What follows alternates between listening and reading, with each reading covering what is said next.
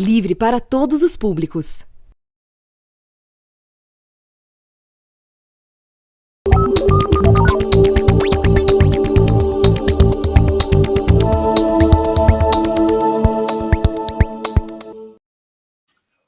Olá pessoal, Geopolítica em Foco está no ar nesta sexta-feira, 27 de outubro de 2023. Você passa a partir de agora a acompanhar as principais atualizações sobre a guerra Israel-Palestina, junto com a análise do professor Legene Mirhan, sociólogo e escritor. Bom dia, professor, tudo bem?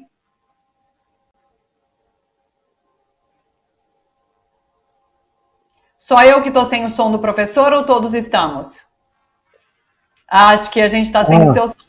Agora foi. Peço desculpas, eu estou já tão experiente de TV de streaming, mas às vezes eu esqueço. Então, bom dia a todos, obrigado aí pelo mais um dia juntos.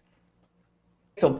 A gente vai hoje repercutir, então, atualizações sobre o que acontece ali na faixa de Gaza, essa guerra de Israel contra palestinos, e a gente, claro, começa indo para o Oriente Médio.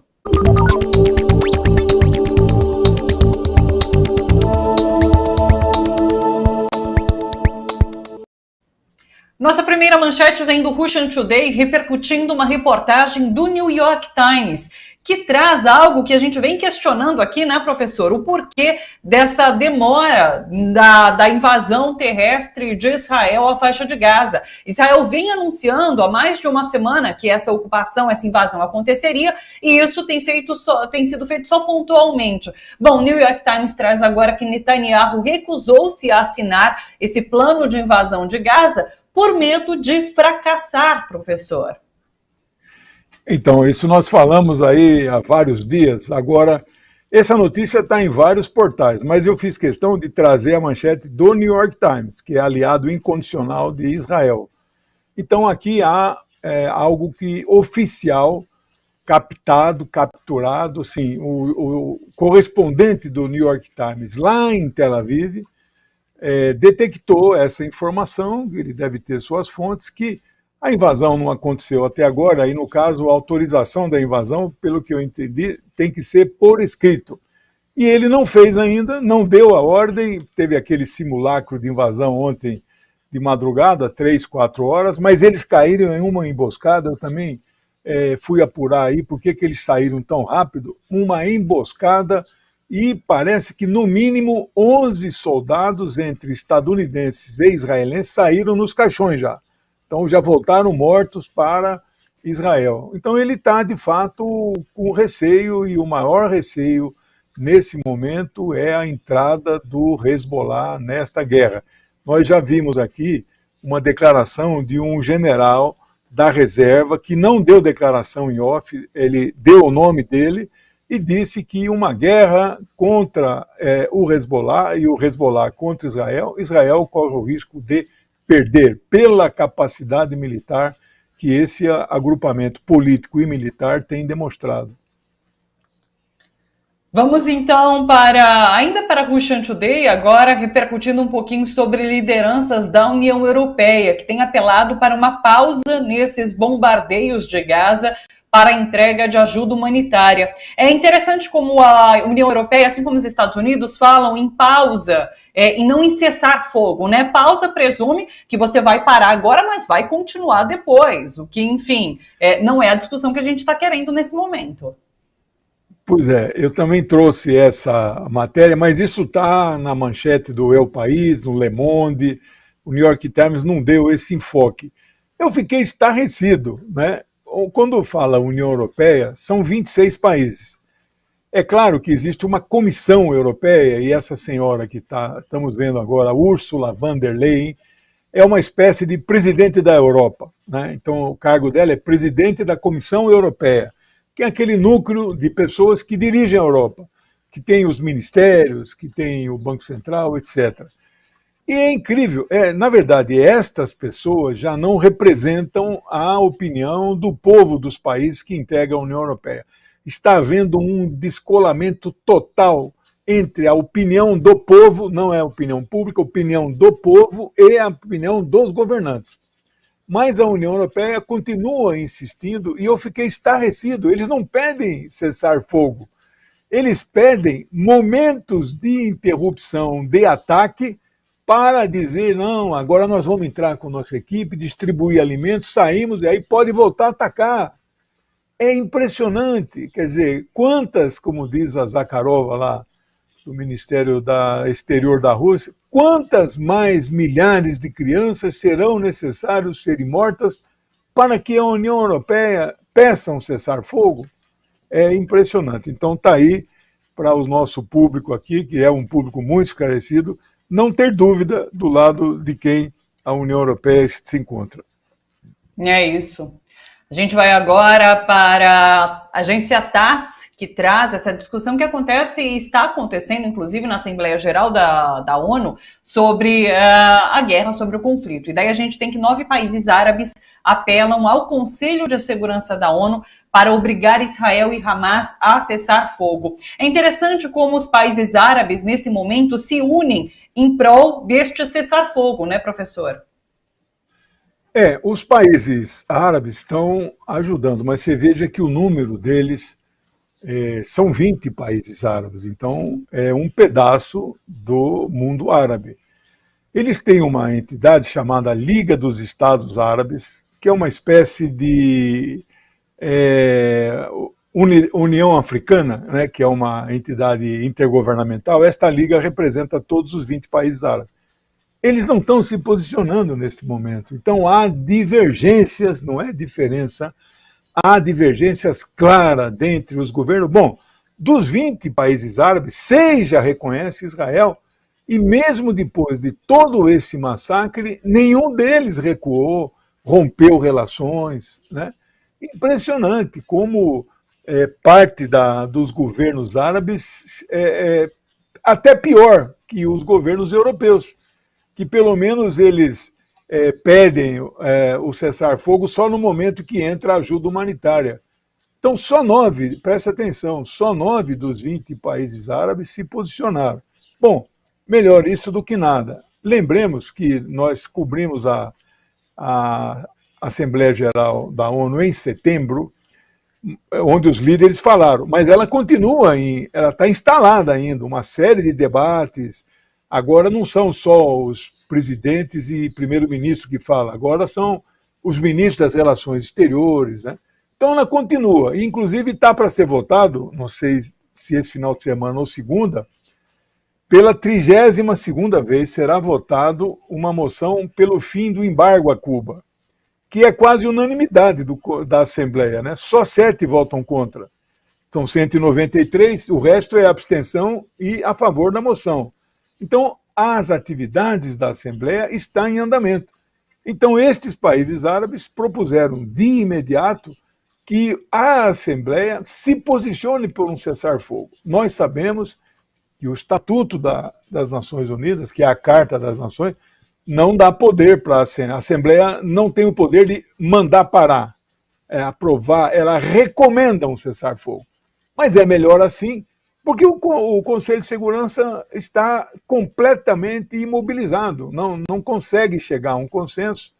Torço para que o Brasil, até terça-feira, seu último dia na presidência, consiga construir uma nova proposta, seja lá a linguagem que eles usem, que a frase final apareça: cessar fogo já. É a última tentativa, nós temos 4... Se bem que depois do Brasil, quem vai assumir a presidência rotativa do Conselho será a República Popular da China. Então, eu acho que eles vão continuar tentando um cessar-fogo, né? Eu não tinha essa informação, estava curiosa para saber quem assumiria logo depois do Brasil. A China, então. Interessante, bem interessante. A próxima notícia vem do Haaretz, jornal israelense, que traz, veja só, 125 mil israelenses evacuados ficarão em hotéis até o final do ano, às custas do governo. Israelenses esses que ficavam ali nas fronteiras com a faixa de Gaza, foram evacuados e agora ficaram em hotéis. É muito interessante a gente reparar, não só na desproporcionalidade em relação ao uso de força, quando a gente fala nessa guerra, mas a desproporcionalidade no tratamento ao ser humano, né? Existe essa desumanização do palestino a quem não é dado nada. Gaza realmente, Israel manda as pessoas saírem de Gaza e não abre nem a fronteira que divide Israel ali da faixa, mas aos israelenses tudo é dado, tudo é feito imediatamente. Muito bem, Thalita. Estou gostando de ver, viu? Olha, Estou aprendendo, professor, estou então, aprendendo. você me deu uma deixa aqui antes de eu comentar essa matéria. As crianças palestinas são diferentes das israelenses. As israelenses são melhores. Eu acabei de ver agora a TV ucraniana, que Israel apoia até a medula, o Zelensky, ele é sionista, acabou de fazer um comentário dizendo que, olha, as crianças israelenses são muito melhores. Por quê? Elas são criadas em um ambiente de paz, de harmonia, com carinho. As crianças israelenses já são criadas com base no ódio. Como Os que diz? palestinos. Pode matar aquelas crianças, não tem problema, só não mate as israelenses. É impressionante como chegam as coisas, né? Bom, essa notícia que eu trago é do principal jornal de Israel, que faz oposição ao Netanyahu, já explicamos isso aqui, mas dá um número estarrecedor.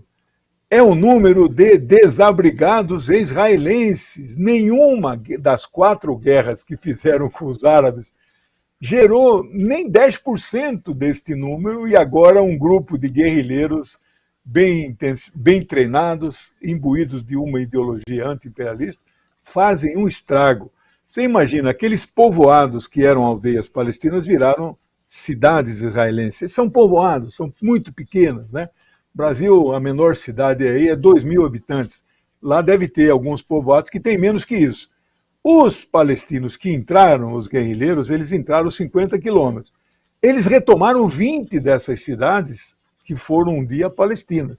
Como é que eles retomam? O pessoal que morava aí saiu em debandada, foi embora, com a roupa do corpo, com carro, de bicicleta, a pé, e viraram refugiados naquelas barracas que nós já mostramos aqui, barracas com cores da bandeira de Israel. Agora, hoje eu fiquei sabendo o número, é estarrecedor. 125 mil israelenses estão morando em barracas de lona. E agora vão ser transferidos para hotéis, com tudo pago até dezembro pelo governo de Israel. Então você veja também o prejuízo econômico que essa guerra está dando para Israel. A gente vai para a Sputnik News BR agora. Após a insinuação de Biden, a autoridade palestina divulga lista com nomes de 7 mil civis mortos em Gaza. É interessante, né? Tanto Biden quanto Blinken questionaram esse número de mortos apresentado pelo Hamas, pelo Ministério da Saúde, porque Hamas foi eleito ali na faixa de Gaza para o controle da faixa de Gaza. Então, o Ministério da Saúde é do Hamas. E então, a Palestina divulgou um relatório completo, são 212 páginas, com o nome dos 7 mil cidadãos assassinados por conta desses bombardeios e, inclusive, as agressões sofridas pelos palestinos desde o dia 7 de outubro. Um relatório completo foi apresentado, então. Eu recebi em PDF os 2 relatórios, eles fazem um total e um de crianças. É uma resposta para o Biden. O Biden colocou em dúvida, ele divulga fake news das crianças decapitadas e põe em dúvida um posicionamento oficial do Ministério da Saúde da Palestina, que eles reconhecem a Palestina enquanto autoridade nacional, não contra o Estado. Mas você vê que barbaridade? Eu recebi esse PDF em português. É impressionante. Foi feito ontem no meio da tarde, portanto já está desatualizado. O número estava em 6.700 total e 2.300 crianças. Esse número já foi ultrapassado. Em português, em ordem alfabética das crianças, a idade de cada criança, 17, 16, 2, 1, tudo lá, completo, para desmoralizar o Biden e dizer que os palestinos estão muito eficientes e competentes, até no momento de uma crise, eles têm o controle de todos os que estão sendo assassinados. Isto não é uma morte qualquer, é um assassinato. A última notícia, os Estados Unidos informam que as tropas foram atacadas 16 vezes este mês na Síria e no Iraque. E hoje, inclusive, né, professor, a gente tem uma resposta dos Estados Unidos. Já temos notícias de que os Estados Unidos realizaram ataques aéreos contra a Síria, o leste da Síria, e no Egito também, em uma cidade a 10 quilômetros da fronteira com Israel. Então ele informa sobre esses ataques e ataca também. Eles dizem que o ataque na Síria são a bases de guerrilheiros do Hezbollah que ficam acantonados, que ficam acampados ali dentro do território sírio. Então eles se dão no direito, os Estados Unidos e Israel faz isso também, eles se dão no direito de atacar e violar o espaço aéreo de um país soberano que é a República Árabe da Síria. Agora, o interessante é que só o Spam TV é ligado ao Irã. Nenhum outro portal ocidental deu isso, nem a Reuters, New York Times, O País e Le Monde são os que nós somos assinantes, né? Por que essa notícia é importante? Mostrando que guerrilheiros internos que atuam dentro da... Aí não é o exército sírio nem o exército iraquiano. São guerrilheiros que atuam, que têm acampamentos. Atacaram 16 bases militares, ou 16 vezes as bases militares. A estimativa de soldados no Iraque, a matéria fala em 2.500. Eu acho que está subestimada, são 5.000. E a matéria fala em 900 soldados dentro da Síria ainda, não é? Também está subestimada. As informações que eu tenho do Consulado de São Paulo, em torno de 2.000 soldados sírios ainda acantonados ali no noroeste, na região de Idlib. Mas eles estão sendo atacados pelos guerrilheiros. Então os Estados Unidos também estão sentindo esta fúria, né? É isso. Perfeito. Toda sexta tem nosso quadro Fala aí, Professor, e nesta semana não poderia ser diferente. A gente vai continuar falando sobre a guerra Israel-Palestina, porque as dúvidas são muitas, e o professor vai falar um pouquinho sobre configuração ali do Oriente Médio diante dessa crise. Vamos dar uma olhada no nosso quadro.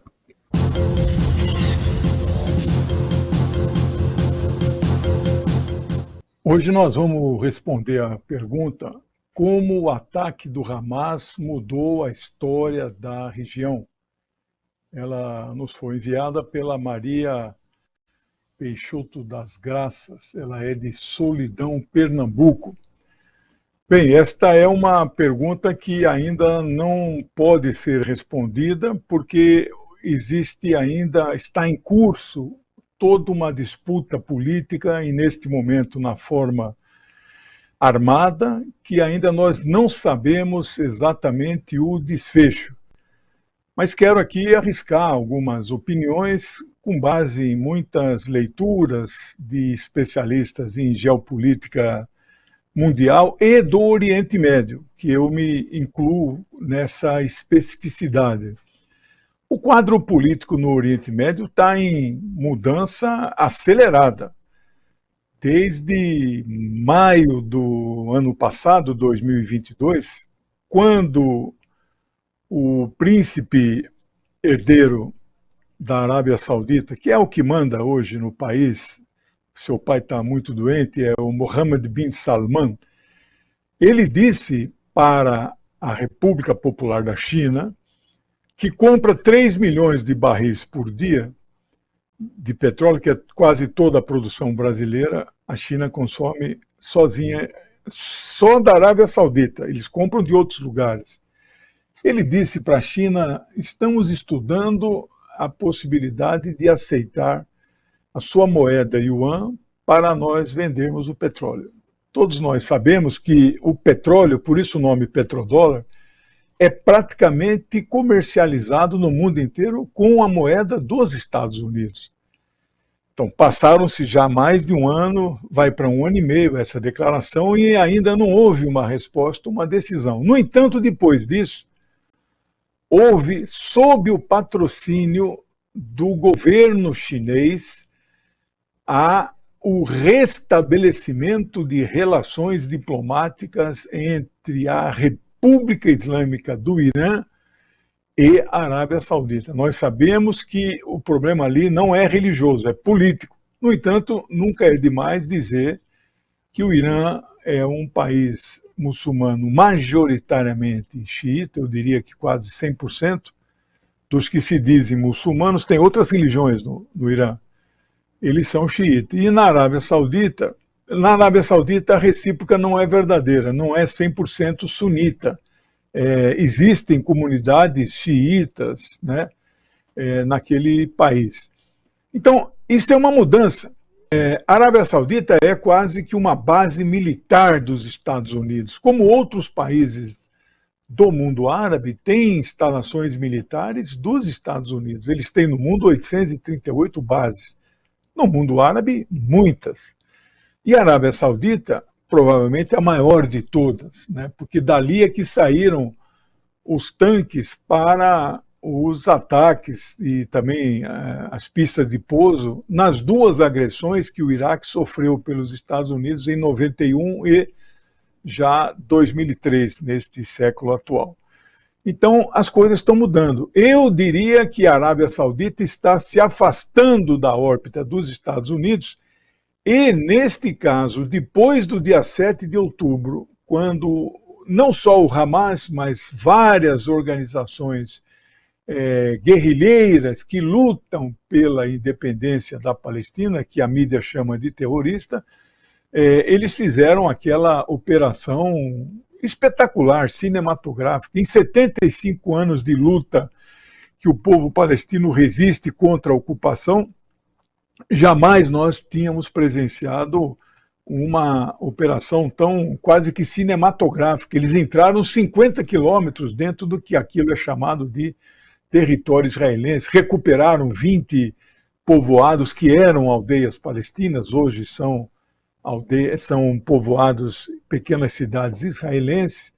Então, Israel foi pego de surpresa, eles não tinham nenhuma informação, foram assim humilhados, derrotados, e agora nós estamos vendo esta resposta desproporcional a uma iniciativa da resistência palestina no dia 7 de outubro. O Oriente Médio está mudando profundamente e não é algo que nós vamos ver aos poucos e em médio ou longo prazo. Não, já estamos vendo neste exato momento. Israel se encontra muito isolado, o projeto sionista cada vez mais em um impasse, não é, que não tem perspectiva. A grande maioria dos judeus do mundo inteiro não abraçaram a ideologia sionista, ou seja, decidiram não ir para a Palestina, que hoje chama Israel, e ficar nos seus próprios países, onde eles estão lá há, na verdade, séculos, né, desde a diáspora no ano 70 da era atual. Então, a resposta sim está mudando rapidamente, mas não só exatamente em função desta iniciativa dos guerrilheiros palestinos, mas outras situações, como o aumento da presença russa e chinesa no Oriente Médio, já estão dando, então, esses sinais de mudança. Não é possível mais aos Estados Unidos governar como antes, influenciar como antes e ditar os rumos daquela região que tem 60% das reservas de petróleo mundial.